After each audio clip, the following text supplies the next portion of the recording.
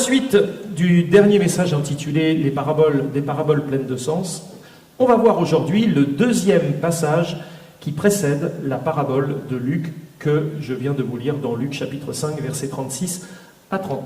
Et on va se retrouver cette fois-ci dans la maison de Lévi.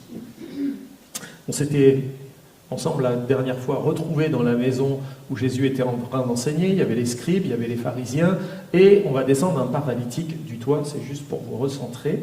Là, on se retrouve toujours à la suite, mais dans la maison de Lévi. Donc il y a deux endroits différents.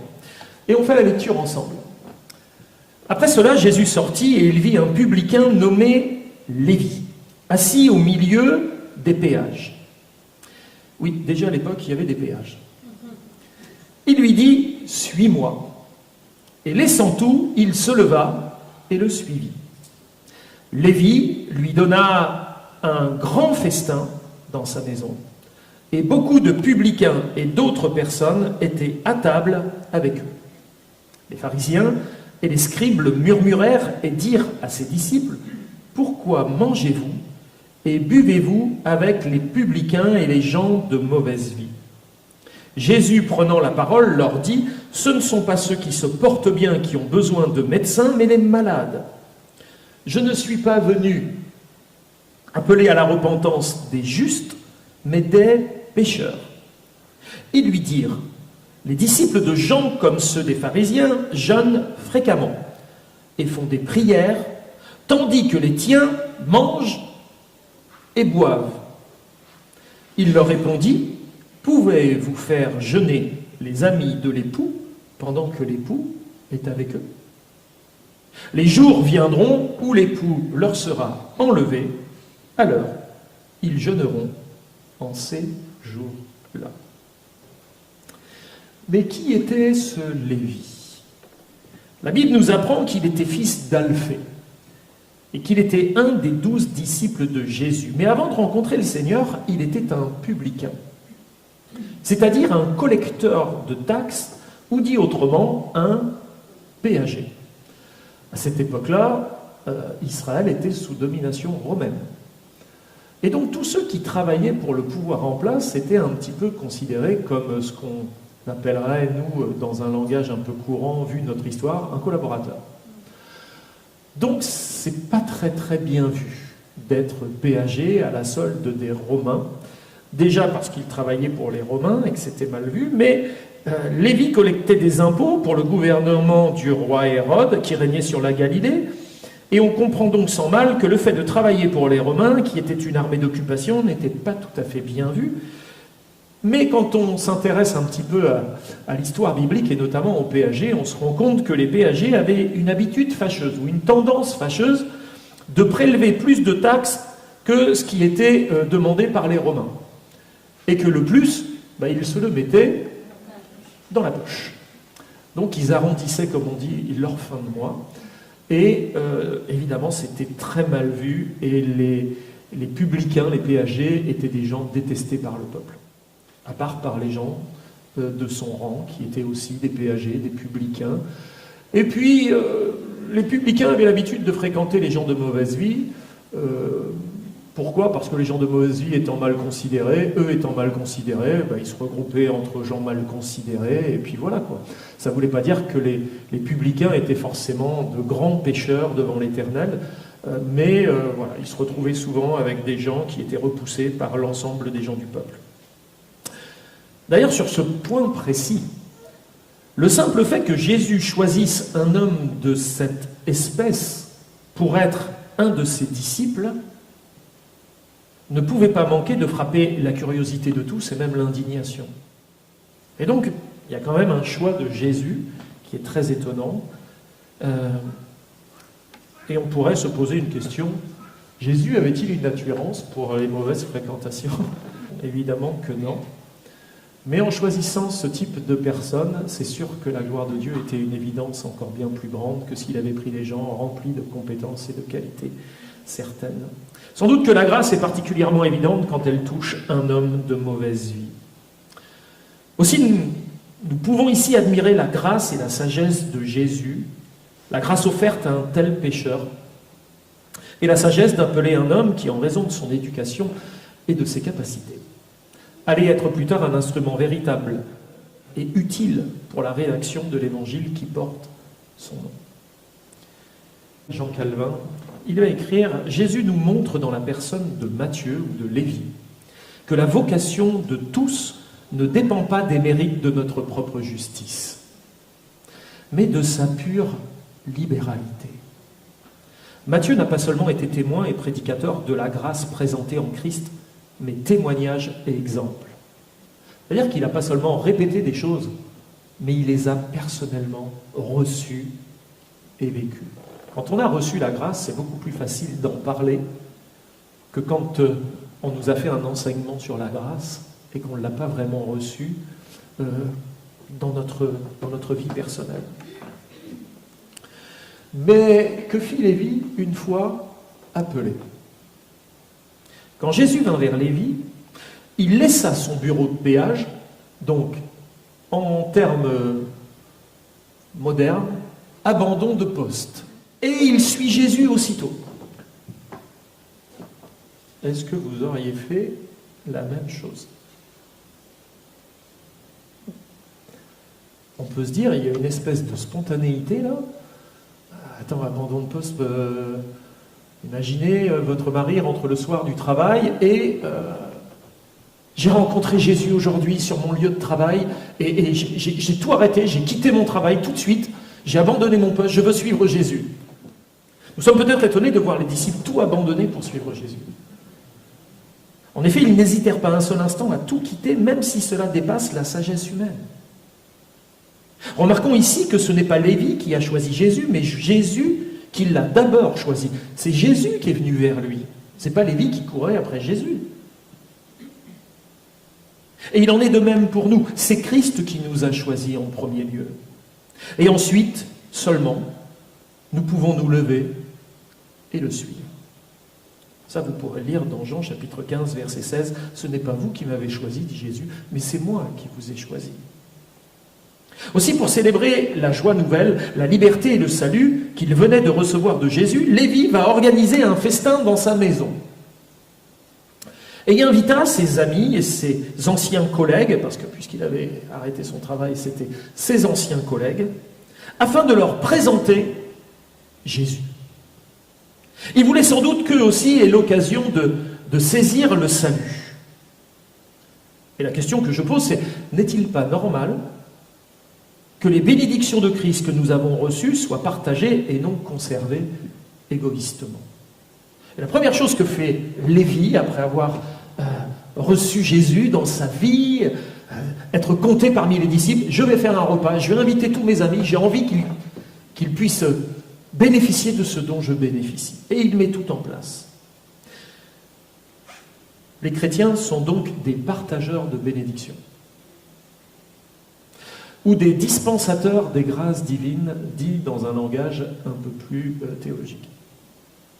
Parlons maintenant du grand festin que Lévi organisa dans sa maison. On va se retrouver encore dans une maison, et comme un petit dessin parle plus que des longs discours, on se retrouve de nouveau face à une maison. Sur le côté gauche, à l'extérieur de la maison, vous avez les scribes et les pharisiens qui, la dernière fois, étaient où? À l'intérieur. Ils sont à l'extérieur et il y a une table. Et autour de la table, sur la droite, vous avez Lévi. Sur la partie en haut, vous avez Jésus entouré de ses disciples. Et en bas, vous avez les publicains et les gens de mauvaise vie qui sont rassemblés autour de la table de Lévi pour un grand festin. La scène est bien différente de celle qui s'était déroulée lors de la guérison du paralytique. Lévi organisa un festin et invita Jésus. Il y avait beaucoup de publicains et de gens de mauvaise vie autour de la table, tandis que les scribes et les pharisiens étaient dehors. Jésus avait une autre idée que les pharisiens et les scribes au sujet des publicains et des gens de mauvaise vie. D'ailleurs, Matthieu écrira dans son évangile concernant Jésus, dans Matthieu 21, versets 31 et 32, « Je vous le dis en vérité, les publicains, c'est un peu choquant ce qu'il dit, et les prostituées vous devanceront dans le royaume de Dieu. Car Jean est venu à vous dans la voie de la justice, Jean le Baptiste, et vous n'avez pas cru en lui. Il vous a appelé à la repentance. Vous n'avez pas cru en lui, et dans le message qu'il vous annonçait. Mais les publicains et les prostituées ont cru en lui, et vous, qui avez vu cela, vous ne vous êtes pas ensuite repentis pour croire en lui. Ainsi, à cause de leur incrédulité, les scribes et les pharisiens n'eurent aucune part dans la maison de Lévi.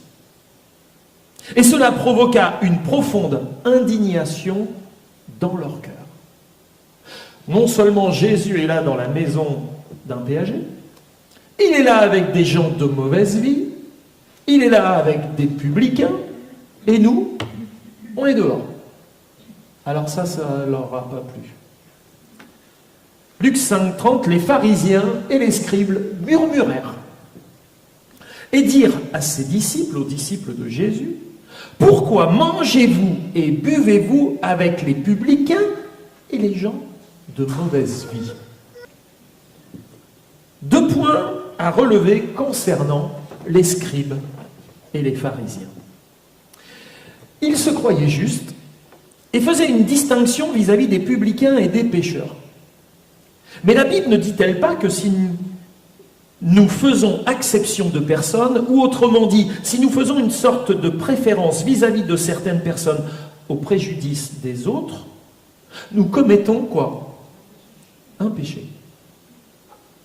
Comme quoi les péchés, c'est parfois des choses bien plus subtiles que juste boire un coup de trop ou regarder des choses qu'il ne faut pas.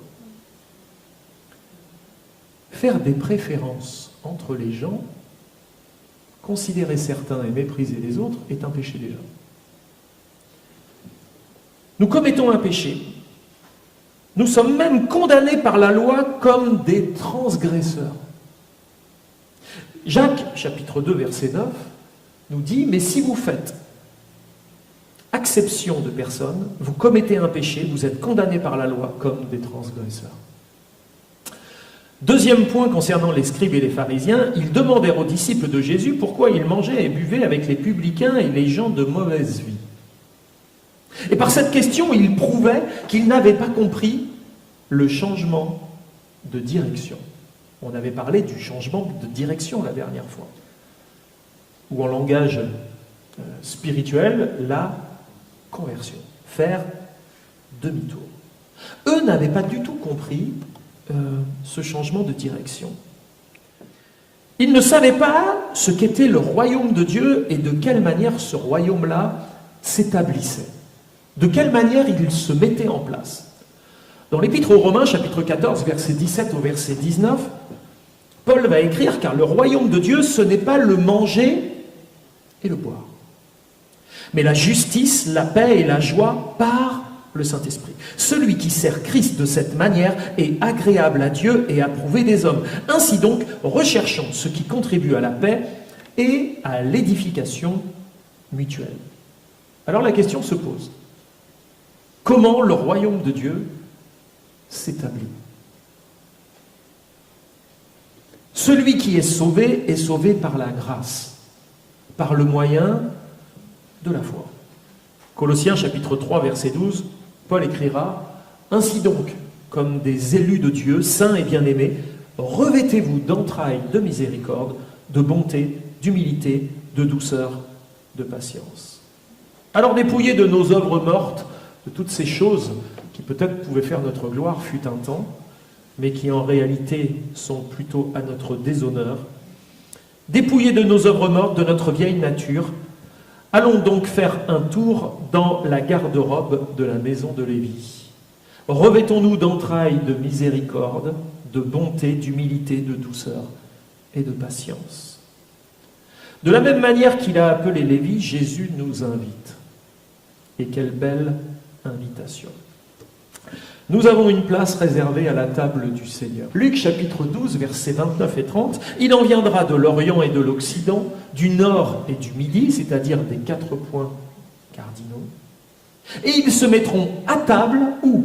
Dans le royaume de Dieu.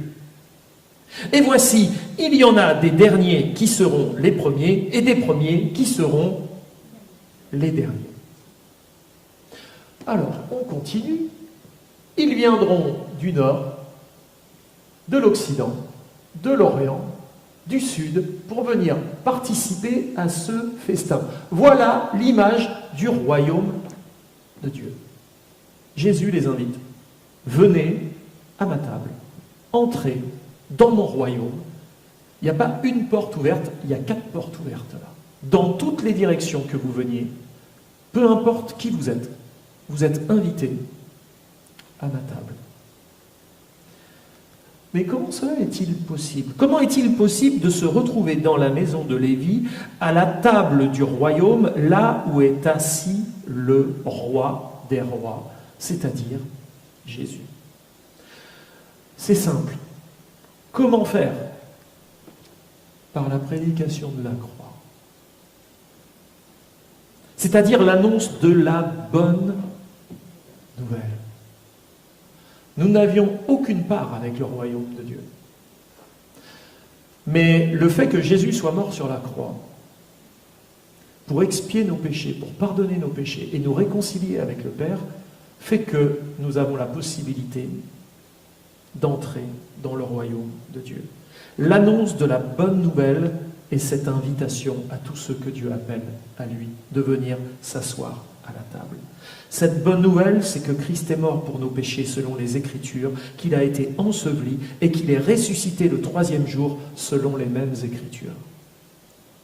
C'est aussi la prédication que prêchait Pierre, l'apôtre.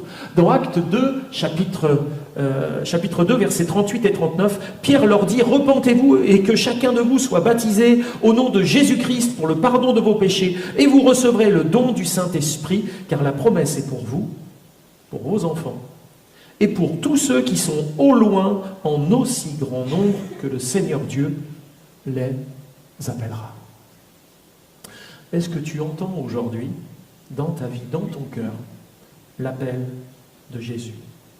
Appel à la repentance, appel à l'engagement au baptême. Tout cela pour le pardon des péchés, pour recevoir le don de l'Esprit. Promesse non seulement pour toi, mais pour tous ceux que Dieu appellera en un si grand nombre qu'ils le souhaitent.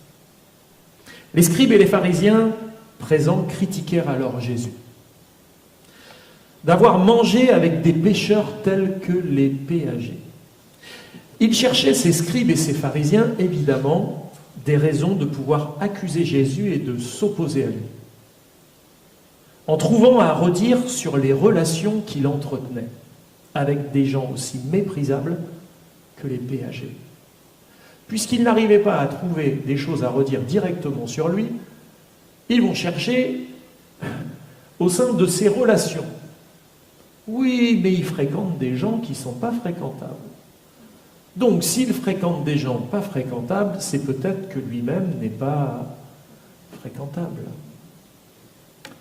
Comme quoi, on peut voir combien les hommes sont prompts à mal juger une bonne initiative. Parce que ce que Jésus faisait, il n'y avait rien de mauvais en soi. Et Jésus leur répondit à ces scribes et à ces pharisiens, « Je ne suis pas venu appeler à la repentance des justes, mais des pécheurs. » Les justes sont ici ceux qui, comme les pharisiens, s'estimaient justes. Pas qu'ils l'étaient, mais qui croyaient l'être. Nous le savons, personne n'est véritablement juste. Dans Romains chapitre 3, versets 10 et 12, il est dit « Il n'y a point de juste, pas même un seul. Nul n'est intelligent. Nul ne cherche Dieu. Tous sont égarés. Tous sont pervertis. Il n'en est aucun qui fasse le bien, pas même un seul. » Dans leur esprit, les scribes et les pharisiens n'avaient pas besoin d'un sauveur. Ils se pensaient être justes. Ceux que Jésus appelle ont besoin de médecins. Et Jésus n'est pas seulement un médecin du corps, mais il est aussi un médecin de l'âme humaine qui est atteinte de la plus grave des maladies, le péché. Et en dehors de Jésus, il n'existe aucun médecin capable de guérir ce mal. Les pharisiens s'imaginaient pouvoir plaire à Dieu en lui offrant les sacrifices appropriés et en obéissant à la loi juive. Mais Jésus dissipa leurs illusions en leur déclarant que c'est à la miséricorde que Dieu prend plaisir et pas dans la multitude des sacrifices et des actions humaines. Et Jésus reprendra d'ailleurs la parole du prophète Osée au chapitre 6, verset 6. Osée dira, et de la part de Dieu, puisqu'il est un prophète, « Car je prends plaisir à l'amour bien plus qu'au sacrifice, à la connaissance de Dieu bien plus qu'aux holocaustes. » Ce n'est pas dans les actions religieuses que Dieu prend plaisir en soi, mais dans la disposition de cœur de l'individu. Ainsi, au lieu d'éviter les pécheurs et de les condamner, comme le faisaient les pharisiens, Jésus allait à leur rencontre. Il les appelait, leur pardonnant leurs péchés et leur témoignait de l'amour. Et c'est alors que la question du jeûne arriva. Ils lui ont reproché « Tu fréquentes des gens de mauvaise vie, là. Donc peut-être que tu es quelqu'un de mauvaise vie comme eux. » Et puis ça n'a pas l'air de prendre, puisque Jésus leur a dit « Mais attendez, moi je suis un médecin, je ne vais pas voir les gens bien portants, les justes comme vous, moi je m'occupe des gens malades, c'est-à-dire des pécheurs, de ceux qui ont vraiment un besoin. Vous êtes juste, en tout cas vous pensez juste. Ok, vous n'avez pas besoin de moi, je ne vous invite pas, moi je vais inviter ceux qui ont besoin. » Ils ne trouvent pas à l'accuser par ses fréquentations, ils vont en arriver sur un autre point. D'après leur loi, les Juifs devaient jeûner combien de fois par an? Est-ce que vous le savez?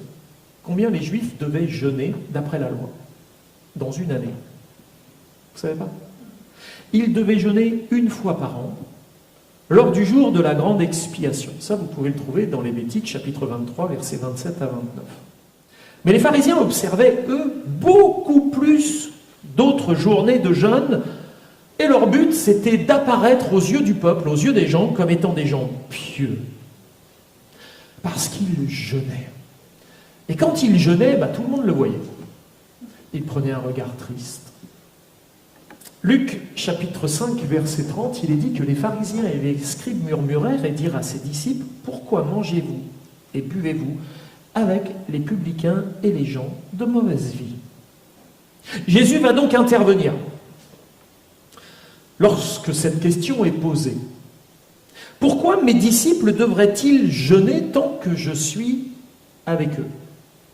Tant que je suis avec eux, c'est un jour de fête. Comme lors d'un mariage. Qui va se dire « Je marie mon fils aujourd'hui » ou « Ma fille, j'ai décidé de jeûner ». Mais papa, maman, c'est pas un jour de jeûne, c'est un jour où on va festoyer. On a acheté toutes les victuailles et toi tu dis que tu vas jeûner. Mais non, c'est un jour de joie, c'est pas un jour de jeûne. Pourquoi les disciples devraient-ils jeûner? Tant que je suis avec eux, c'est un jour de fête, comme lors d'un mariage. Personne ne jeûne tant que l'époux est là. Au contraire, c'est l'occasion de manger et de se réjouir. Venez, réjouissez-vous. Venez à ma table, mangez avec moi. En ajoutant qu'un jour viendrait où l'époux serait enlevé. Et Jésus indiquait qu'il serait mis à mort au travers de ce qu'il dit là, et qu'alors il serait temps pour ses disciples de se lamenter et de jeûner. En agissant ainsi, les scribes et les pharisiens cherchaient évidemment à s'opposer, ou plutôt à opposer les disciples à Jésus. Et c'était bien réfléchi. En leur faisant réaliser que Jésus les entraînait dans la voie de la débauche. En voulant obliger les disciples à observer les traditions juives, et surtout celles des pharisiens, ils se montraient peu sages et se disqualifiaient en réalité, ces pharisiens. Jésus compara leur manque de sagesse à celle d'une personne qui tenterait de coudre une pièce d'étoffe sur un vieil habit. Le tissu neuf rétrécirait et déchirerait davantage encore le vêtement rapiécé, et les dégâts seraient donc encore plus grands. Nous devons comprendre que la vie nouvelle du chrétien ne s'accommode pas facilement des vieilles traditions du monde. Et j'oserais même rajouter, et de toutes les traditions religieuses. De même, il ne conviendrait pas de verser du vin nouveau dans de vieilles outres, ou des outres qui ont durci. Parce que le vin nouveau, en fermentant, va déclencher une pression à l'intérieur de l'outre, qui vont finir ou qui va finir par se rompre, laissant échapper tout le contenu qui était à l'intérieur. Et la perte serait donc considérable. Aussi, le vin nouveau doit se mettre dans des outres neuves qui sont beaucoup plus élastiques, pouvant se dilater sans exploser. Jésus n'a pas fait entrer le vin nouveau de la bonne nouvelle dans des vieilles outres comme nous.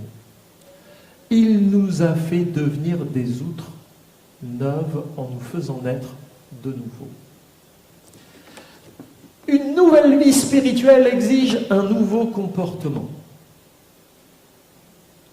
Maintenant, pour ce qui concerne la question du jeûne, Jésus n'enseigna pas que nous ne devrions jamais jeûner. Certains ont même dit, non mais l'histoire, l'époux va être enlevé, et en ce jour-là, ils jeûneront. Donc en fait, ils ont jeûné 3 jours. Donc c'était à l'époque de Jésus, les disciples ont jeûné 3 jours, parce qu'après Jésus est ressuscité, il est revenu, donc ils se sont affligés et pendant 3 jours, et puis voilà, donc il n'y a plus besoin de jeûner en tant que chrétien. Oui, mais il y a plein de textes dans la Bible où on voit les chrétiens jeûner. Maintenant, pour ce qui concerne la question du jeûne, Jésus n'enseigna pas que nous ne devrions jamais jeûner. Matthieu chapitre 6, versets 16 à 18.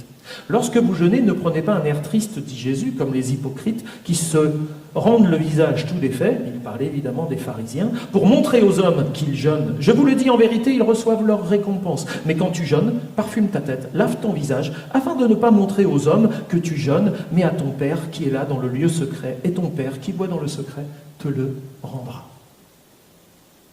Et on voit même cette pratique du jeûne s'exercer dans l'Église naissante. Actes chapitre 13, verset 2, pendant qu'ils servaient le Seigneur dans leur ministère et qu'ils jeûnaient, le Saint-Esprit dit « Mettez-moi à part Barnabas et Saul pour l'œuvre à laquelle je les ai appelés. » Et là, on les voit tous en train de jeûner pour recevoir une direction particulière de Dieu. Il est bon de jeûner. Et Jésus lui-même, avant de commencer son ministère, ou en commençant son ministère, qu'est-ce qu'il a fait ? Il a jeûné. Les chrétiens jeûnent non pour obéir à des lois ou pour paraître plus spirituels, parce que ça, ce ne serait pas le véritable jeûne, mais parce que le jeûne leur permet de mieux servir Dieu et de mieux discerner la volonté de Dieu. Et John Piper a écrit une des significations du jeûne chrétien et que nous exprimons notre faim de voir le Seigneur. Tiens, le jeûne est un moyen d'exprimer notre faim de voir le Seigneur et de le voir revenir et de prendre sa royauté dans ce monde. Ce qui rend le jeûne chrétien unique, un vin nouveau qui ne peut pas tenir dans des outres à vin, des vieilles outres, c'est que Christ est déjà venu. L'époux, le roi, est déjà venu ici. Nous l'avons vu et nous l'avons connu. Nous l'aimons parce que nous avons goûté à sa présence. Nous avons goûté la présence de la royauté de Jésus. Il poursuit. Ainsi, le jeûne chrétien n'est pas seulement l'espoir et le désir, la faim et la douleur de quelque chose futur. Il est basé sur un déjà et pas seulement sur un pas encore. Le roi est venu, il est mort pour nos péchés, il est ressuscité des morts, il est monté au ciel. Nous avons déjà dans notre cœur l'acompte de sa présence et de son esprit, mais nous désirons ardemment et nous avons faim de la consommation du jour de son retour, de sa venue et de son règne. Et il poursuit, dernière citation. Ainsi, le jeûne chrétien est unique parmi tous les types de jeûne au monde. Il est unique en ce qu'il exprime plus qu'un désir ardent pour Christ ou une faim de sa présence. C'est une faim qui s'enracine et qui a pour fondement une réalité déjà présente et éprouvée de Christ dans l'histoire et dans nos cœurs. Alors je vous le dis, il n'y a aucune espèce d'obligation à jeûner. C'est dans son cœur qu'on doit déjà le ressentir. Alors quelle joie de célébrer le repas de la Nouvelle Alliance, n'est-ce pas ? Une joie. Ce repas mémoriel en souvenir de la mort expiatoire de Jésus pour la justification de nos vies. Mais en attendant le retour du ressuscité et de l'époux bien-aimé, nous avons aussi cette possibilité de jeûner, puisque Jésus l'a dit. En attendant que je revienne, mes disciples jeûneront. Et de manifester ainsi la faim qui nous anime si profondément.